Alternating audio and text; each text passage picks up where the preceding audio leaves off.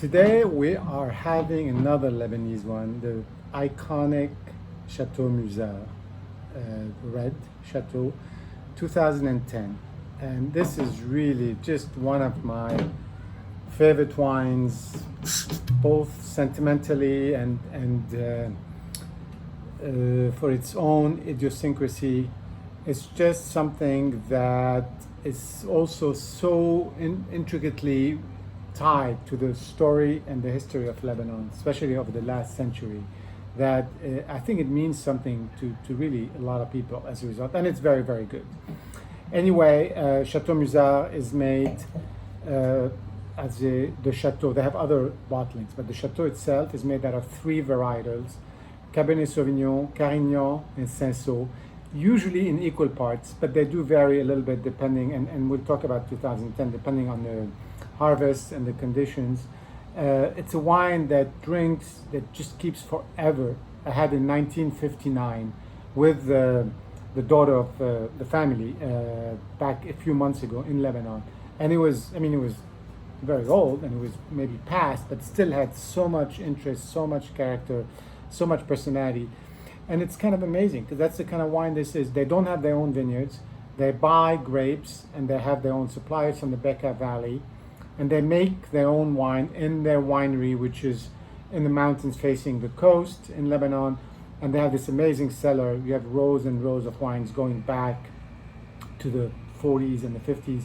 And it's their own ecosystem of, spiders and bugs and dust. And it's kind of like this whole yeast environment where I think the wines do very well, even though they're in bottles. And so you can buy old wines at the winery. You can check it out, and you can buy the new one. The wine typically comes out as in the market, like right now we're in 2020.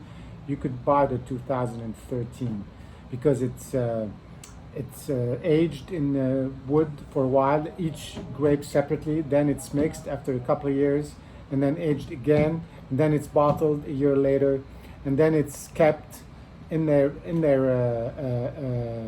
cellars to be released to the market when they think it's ready to drink, which is typically 5, 6, 7 years after the harvest. And that's again part of some other wines like the Chateau Bellevue we talked about last time. They have a similar policy where you're drinking prior to 2013, 2014, just because that's what they decide to do. Anyway, Chateau Musar, 2010 was an exceptional year in Lebanon, but not in a good way. It was very, very dry. It was there was a drought throughout the winter, which is when we get most of our rain. And then in the summer, it was very, very hot. We had heat waves.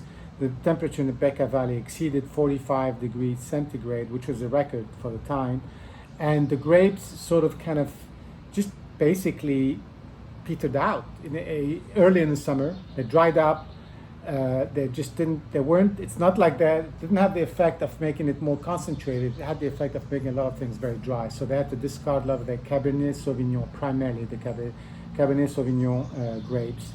But they made the wine, and it's a different wine, and it's different from typical, we'll talk about that a little bit. It's different than typical Musars that I've had. Maybe because I usually drink them when they're older.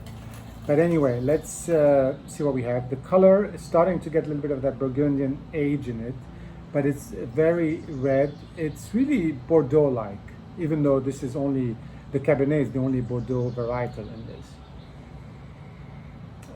The bouquet yesterday, and that's why I wanted to wait when you first open a Musar, it's very funky. You almost think that it's corked or something's wrong with it. You have to give it time. You have to give it 2, 3, 4 hours before it starts getting really okay. Then it gets better and better from there, and typically you're better off decanting it.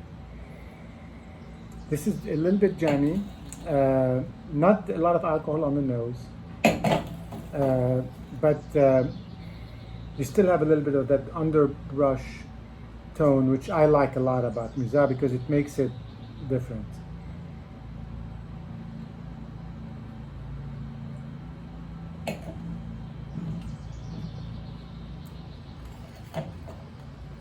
It's funny because, and that's also typical to the Musar, it almost has a little bit of the Madeira, which is usually not good, but a little bit of that Madeira sweetness to it when you drink it, on top of the sort of funkiness and the earthiness, with very elegant fruit, and that makes it, again, it's just unique. I think it's really not easy, but it's almost easy to tell a Chateau Musar because it has such a unique signature. And maybe it's the mix because it's an interesting assemblage. Maybe it's the soil. Maybe it's the way they make it. But it's just, and 2010 is a little bit different because it's actually almost more fruity than some of the other years I've had. And maybe that is because of the early concentration of the grapes before they stopped evolving and they had to pick them.